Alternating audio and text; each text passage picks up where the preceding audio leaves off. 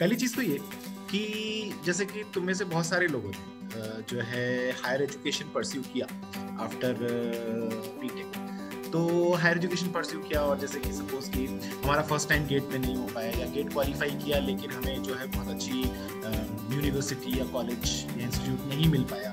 तो क्या ऑप्शंस हैं मतलब आजकल कि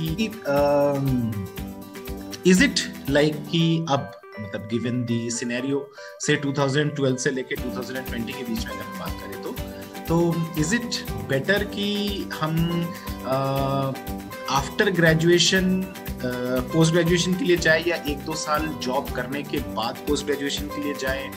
और अगर सपोज हम प्लान करते हैं कि हायर स्टडीज में जाना चाहते हैं तो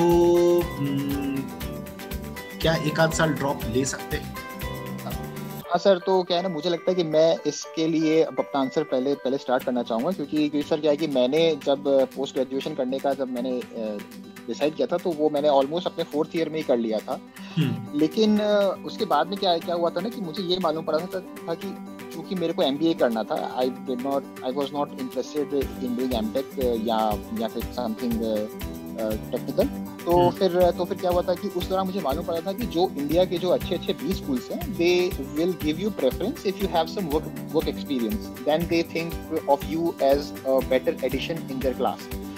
और उस वजह से मैंने पहले अपना जॉब ही मैंने परस्यू किया था और करीबन 3-4 साल काम करने के बाद में इन 2016 आई prepared for the GMAT, gave all these interviews, made all these applications to the B schools worldwide। और फिर उसके बाद में जब मैं फ्रांस मैं जब MBA की पढ़ाई करने गया तब मुझे उसकी वैल्यू समझ में आई which my work experience was bringing to the class। क्योंकि ना उस केस में क्या था कि even with 3 to 4 years of experience, I was one of the youngest students in the class। और मतलब मेरे साथ मेरी जो क्लास की जो एज रेंज थी वो 26 से 47 years तक की थी। तो क्या है ना, उस वजह से क्लास में जो डिस्कशंस होते थे वो सबके बैकग्राउंड बहुत डिफरेंट होने की वजह से बहुत ही डायनामिक होते थे। तो मुझे ऐसा कहीं ना कहीं लगता है कि अगर स्टूडेंट्स को एक ये कॉल लेना है कि उनको आफ्टर ग्रेजुएशन उनको जॉब परस्यू करना है या they want to go for the higher studies, it will also depend on what kind of studies they want to pursue. अगर उन लोगों को आगे मैनेजमेंट में जाने का मन है, उनको आगे MBA करना है, PGDM टाइप के कोर्सेज परस्यू करने हैं, तो मेरे ख्याल से वर्क एक्सपीरियंस होना बहुत वैल्यू एडिशन होता है क्योंकि एक तरह से वो आपको क्लास में परफॉर्म करने के लिए भी आपको बेटर बनाता है। ऐसा नहीं है कि आप इंडिया में देयर इज अ पॉसिबिलिटी कि आप सीधा आप कैट में अच्छा स्कोर लाइन आप लाओ और आप सीधा किसी अच्छे B स्कूल में आप पहुंच जाओ। लेकिन अगर आपको GMAT करना है and if you want and then if you are aiming for the best B schools in the world just like I did, तो वहाँ पे ये मस्ट कंडीशन होती है कि you have to work for 3 to 4 years at least and then you can look forward to be in that class. लेकिन अगर आपको टेक्निकल में आपको जाना है तो आई थिंक यार मतलब वो उसमें फिर एक बेटर सेंस रहता है कि हाँ, अगर मुझे एमटेक करना है तो मैंने अभी बीटेक में जो पढ़ाई की है वो काफी मेरे पास अभी फ्रेश है। I can you know like develop it more by you know pursuing my MTech. लेकिन अगर आप एक बिल्कुल आप डिफरेंट फील्ड में आपको स्टडी में आप जाना चाहते हो तो इट्स ऑलवेज बेटर कि आप थोड़ा सा वर्क एक्सपीरियंस लेके जाओ। मैंने GMAT दिया था कॉलेज में क्योंकि उस टाइम सब लोग वही कर रहे थे, नया कॉलेज था, ज़्यादा आइडिया नहीं था, देखा सब लोग GMAT दे रहे हैं, चलो GMAT देते हैं। स्कोर एवरेज का था 98.9 अप्रॉक्स, कोई अच्छा कॉलेज नहीं मिला। तो जो भी था फर्स्ट जॉब TCS में कॉलेज से प्लेसमेंट हुई वही ज्वाइन किया। तो मेरा एक फ्रेंड है नेपाल से, वो ऑलरेडी प्रोजेक्ट्स लेके फ्रीलांसिंग करता था, US UK से प्रोजेक्ट लेता था यूरोप से। तो उसने बोला यार तू ट्राई कर। मैंने बोला यार मैंने तो कॉलेज में सिर्फ C और असेंबली सीखी, इलेक्ट्रॉनिक्स से हूँ, मेरे को IT का बिल्कुल आइडिया नहीं। उसने बोला कुछ नहीं होता, प्रोग्राम का आइडिया है ना, चल प्रोजेक्ट में लग जा। तो मैं थोड़ा सा jQuery जावास्क्रिप्ट देखा और फिर मैंने ट्राई किया कि चलो मैं फ्रंट एंड डेवलपमेंट करता हूँ। तो उसके साथ उसके प्रोजेक्ट्स देख के सीख के मतलब बस वही एक क्लैरिटी नहीं थी, जो भी अपॉर्चुनिटी सामने आई लगा चलो ट्राई कर। मतलब अपना हार्ड एंड फास्ट लिए था कि पहले मास्टर्स करना है या ये करियर के लिए बेटर रहेगा, जैसा एक्सप्लोर करता गया वैसा करता गया। तो धीरे धीरे I got good at front end. फिर मैंने स्विच किया एक छोटी स्टार्टअप में, एक अपशप करके थी, उसमें मैं प्रॉपर फ्रंट एंड डेवलपर बना। फिर मैंने डायरेक्ट आई करके एक कंपनी है उस पर गया, और उसके बाद फिर मेरी 4th जॉब थी जहाँ पे मुझे एम्स्टर्डम से booking.com के लिए एक इंटरव्यू कॉल आया, और फिर मैंने इंटरव्यू क्रैक किया। अच्छा, तो booking.com में है आजकल? हाँ, करेक्ट। कि जैसे कि ये जो जर्नी थी, से from SM video to BITS Pilani, फिर बिट्स पिलानी से इतने सारे जॉब्स तक कैसे मचाते हो, या क्या करते क्या है, मतलब हाउ यू, मतलब मेरे ख्याल से first time you have also not opted for bits Pilani ना? पहले साल शायद नहीं लिया था, उसके बाद वाले साल लिया था, या उसी साल ले लिया था, मतलब जस्ट आफ्टर? नहीं, उसके 1 साल बाद। तो 1 साल ड्रॉप लेके प्रिपेयर किया था। हाँ, तो उस पूरी जर्नी को बता, मतलब टिल TI बताना कि कैसे कैसे किया। तो नहीं, असल में तो उस 1 साल के बीच में ज्यादा तैयारी भी नहीं किया था, मैं घर चला गया था एक्चुअली कुछ फैमिली रीजन की वजह से। तो 3 महीने कुछ प्रिपेयर किया था मैं। तो गेट में मेरी रैंक आई थी 1050 या 1100 के आसपास। तो मुझे ये NIT भोपाल मिल रहा था, उसमें भी ये क्या कहते हैं इंस्ट्रूमेंटेशन टाइप का कुछ मास्टर्स मिल रहा था, तो वो छोड़ दिया मैंने। इधर बिट्स में ऑप्शन मिला कि इसमें कम्युनिकेशन मिल रहा था, तो वहाँ गया। फिर कम्युनिकेशन फील्ड का ड्रॉबैक क्या है कि उसकी कंपनी बहुत लिमिटेड टाइप की, मतलब आप उसमें डिग्री ले भी लेते हो तो as in very few companies will allow you, ऐसा होता है। मोस्टली सेमीकंडक्टर VLSI डोमेन वाली कंपनीज आपको लेती हैं, तो वो कम्युनिकेशन वालों को अलाउ नहीं करेंगी। तो होता क्या है आपको कि फिर आप इवन आप IIT या IISc भी चले जाओ, तो वहाँ भी आपको ये देखने को मिलेगा कि एज इन आपको इंटरनली स्विच करना पड़ेगा कि like you should be knowing something in VLSI subjects as well. खाली कम्युनिकेशन पढ़ के निकल गए तो कुछ नहीं होगा, आपको 2-4 मैथ्स के फॉर्मूले आते होंगे, उसके अलावा ज्यादा कुछ नहीं। मीन 1 साल के बाद जब पढ़ रहे होगे तब तो कुछ आता ही होगा। उसके बाद फिर कम्युनिकेशन में ये एक नेशनल इंस्ट्रूमेंट से मुझे ऑफर मिला था कॉलेज से निकलने के बाद, और पैरेलली एक VLSI वाली में मुझे ऑफर मिला था, माइक्रोसेमी करके कंपनी थी। तो लोगों से पूछा, उन्होंने कहा कि बेटर रहेगा कि आगे के हिसाब से कि गो इन VLSI डोमेन। तो फिर मैंने माइक्रोसेमी से स्टार्ट किया, even though NI is much better company as compare to Microsemi. उससे स्टार्ट किया, फिर उसमें रहा मैं 2 साल के आसपास। उसके बाद फिर इंटेल में आया, सेम डोमेन, कोई चेंज नहीं। फिर इंटेल में कितना 2.5 साल के आसपास काम किया, और अभी बस 3 महीने पहले TI में आ गए, सेम प्रोफाइल में।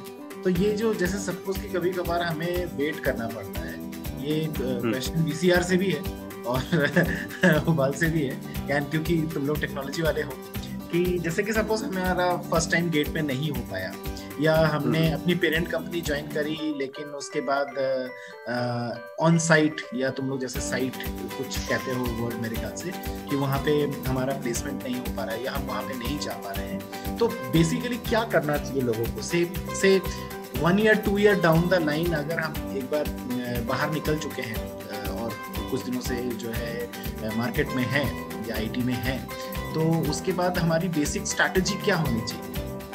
से 5 years from now, 10 years from now तुम लोग प्लानिंग कैसे करते हैं?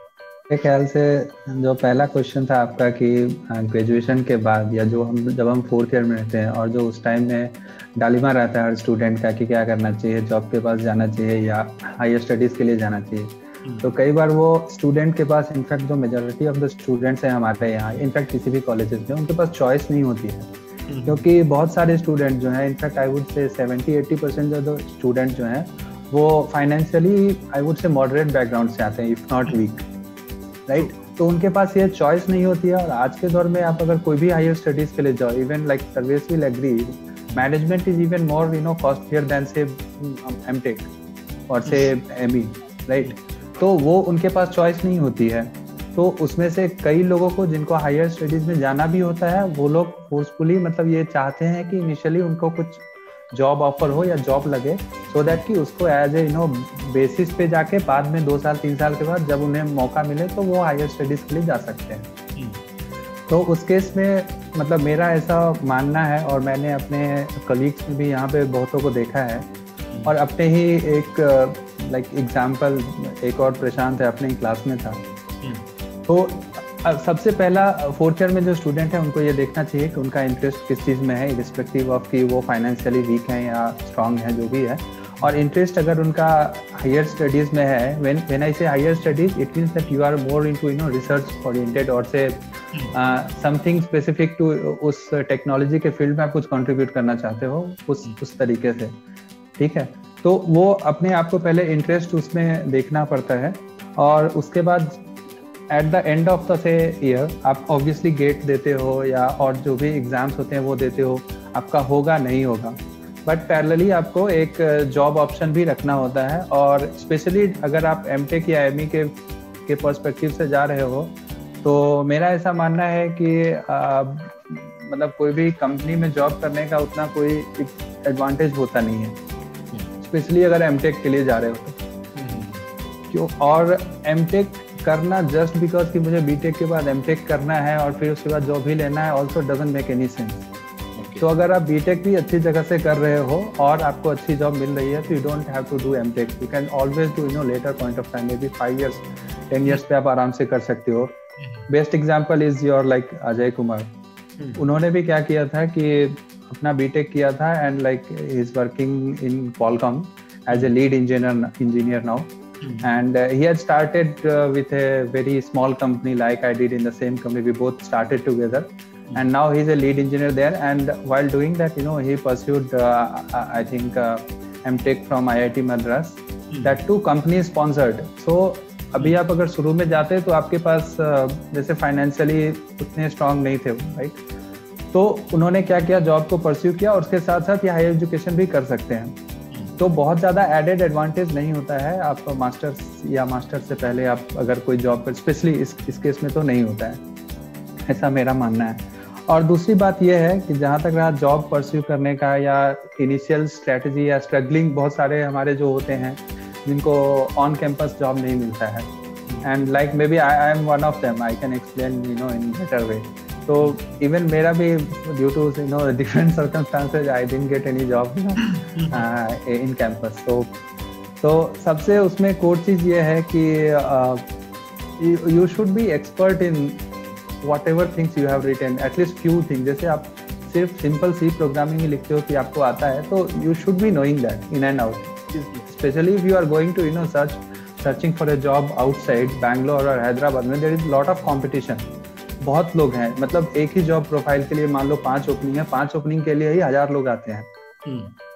तो आपको जो भी आता है you know build an expertise on that. C आता है, सी पे काम करो, C++ आता है उस पे करो, जो भी आता है उस पे काम करो, और ऐसा नहीं मतलब बिट्स एंड पीसेस नहीं चलेगा। And that is not at all acceptable nowadays, even in big company और से any product based company. If you will try, anybody will try, bits and pieces वाले को लिया ही नहीं जाता है। If you want a good job, you should have an expertise on any of the things. I understand. मैं ये पूछ रहा था कि जैसे कि ये अगर हम लोग प्लानिंग करते हैं कि से 5 years from now, कि जैसे कि सपोज मेरी आज ग्रेजुएशन कंप्लीट हो रही है और इसके बाद जो है मैं अपने आप को 5 साल के लिए अगर अपनी प्लानिंग करने की कोशिश करूँ, तो क्या होता है बेसिकली कि it's like that I should first go to the job which I am getting if I am not getting higher degree say option, और उसके बाद फिर मैं हायर डिग्री के लिए जाऊं, या पहले हायर डिग्री चला जाऊं क्योंकि मेरा इंटरेस्ट है, even if I could not clear, but मेरा इंटरेस्ट है तो मुझे 1 आध साल वेट कर लेना चाहिए। नहीं, मेरे ख्याल से अगर आपको अपॉर्चुनिटी मिल रही है जॉब की तो आपको जॉब में जाना चाहिए। अगर आपका अनटिल अनलेस आपका बहुत ज़्यादा स्ट्रांग वो है मोटिव कि नहीं मेरे को हायर एजुकेशन भी जाना है, मेरे को रिसर्च ही करना है, क्योंकि अल्टीमेटली मास्टर्स करने के बाद भी बहुत सारे बच्चे जो हैं तो जॉब में ही जाते हैं। हाँ, वो जॉब ही ऑप्ट करते हैं। तो हाँ, तो इसलिए गोल, अगर आपका बहुत ज़्यादा इंटरेस्ट है ये रिसर्च पेपर मतलब उस पर कुछ रिसर्च करना है, R&D करना है, कुछ करना है, तो अलग बात है। बट अदरवाइज अगर आपके पास दोनों ऑप्शंस है, आपको अगर हायर एजुकेशन में भी आप अटेम्प्ट मतलब होना नहीं होना दूसरी बात है, बट अटेम्प्ट ले रहे हो और आपके पास जॉब की भी अपॉर्चुनिटी है, तो मेरे ख्याल से जॉब के लिए जाना चाहिए। बूदिया का आप एग्जाम्पल ले सकते हैं, मतलब ये बूदिया को वैसे भी जॉब पे जाना था, बट उसने एक TCS से उसका ऑन कैंपस हुआ था एंड वो वहाँ पे गया था। उसके बाद फिर उसने अपने हिसाब से एफर्ट लगा के और अलग से जो अलग अलग प्रोजेक्ट्स, फ्रीलांस प्रोजेक्ट्स वगैरह लेके, और फिर जैसे जैसे अपॉर्चुनिटी आई एंड उसने उसको पिक किया और आगे बढ़ा। तो लाइक दैट आप ऐसा नहीं सोच सकते कि मेरे को एक ही बार मैं बैठा हुआ हूँ और मैं एकदम से गूगल में चला जाऊंगा या एकदम Qualcomm में चला जाऊंगा, एकदम से ऐसे नहीं होता है। तो what ever opportunity you get you go for it, even though it is not good. जो भी आपको फर्स्ट अपॉर्चुनिटी मिली और आपके आसपास बहुत ज्यादा ऑप्शंस नहीं है, आप at least you go with that and then you know see how it goes. that is not the end of your life. So yeah, I would say कोई one size fit all solution नहीं है कि everyone should go for the first opportunity they got. अपना interest और अपना scale के हिसाब से ही करना पड़ेगा। जैसे उबाल को पता था कि केस गया, बहुत सारे लोग होते हैं कि अपन ने ज्वाइन कर लिया, इंटरेस्ट था इलेक्ट्रॉनिक्स में, कम्युनिकेशन में, बट आईटी कंपनी ज्वाइन की, कंफर्ट जोन में आ गए, पैसे आ रहे थे, फिर धीरे धीरे भूल गए कि क्या इंटरेस्ट था, क्या करना था, फिर फंस गए। फिर ऐसी फीलिंग आती है कि यार I am trapped in the wrong job. तो जरूरी नहीं है, अगर आपको पता है, क्लैरिटी है कि मेरे को इंटरेस्ट है कि मेरे को इलेक्ट्रॉनिक्स में या कम्युनिकेशन में या VLSI में करना, इससे उबाल ने किया, तो गो फॉर हायर। क्योंकि आई थिंक मैंने ये पॉइंट पे बोला क्योंकि फोर्थ ईयर में आई थिंक आई वुड से 70-80% वाले बच्चों को पता ही नहीं होता है करना क्या है, मतलब सभी अनसर्टेनिटी में रहते हैं। अगर पता है तो करो, फॉर दैट तो टेक द अपॉर्चुनिटी और मतलब एक्सप्लोर ही करना पड़ेगा। क्योंकि लाइक मैं किसी भी प्लान के साथ आगे नहीं गया था, मुझे जावास्क्रिप्ट पता भी नहीं था। फर्स्ट टाइम मेरे को जावास्क्रिप्ट प्रोजेक्ट पे काम करने मेरे फ्रेंड ने बोला, मैंने बोला यार ये जावा की स्क्रिप्ट है क्या, जावा और जावास्क्रिप्ट में डिफरेंस मुझे नहीं पता। तो सबसे इम्पोर्टेंट स्किल ये है कि आपको जो भी चीज मिल रही है ना, आप उसको फिगर आउट कर लो। मतलब डरो मत कि यार मुझे ये तो पता नहीं है, ये कैसे करूंगा। फिगर आउट करना अगर आपको आता है ना, तो आप हर चीज फिगर आउट कर पाओगे। तो biggest skill is don't stick to one thing. I would say अभी इनिशियल करियर में टूल किट एक्सपैंड कर सकते हो, ये भी ट्राई किया, वो भी ट्राई किया, and you got the underlying idea how to approach things and how to figure out the unknown. ये फिगर आउट करो, फिर आपको इंटरेस्ट जहां क्लिक हो गया कि मेरा इंटरेस्ट इसमें आ रहा है, उसमें आ रहा है, फिर उसमें आप अच्छा कर सकते हो।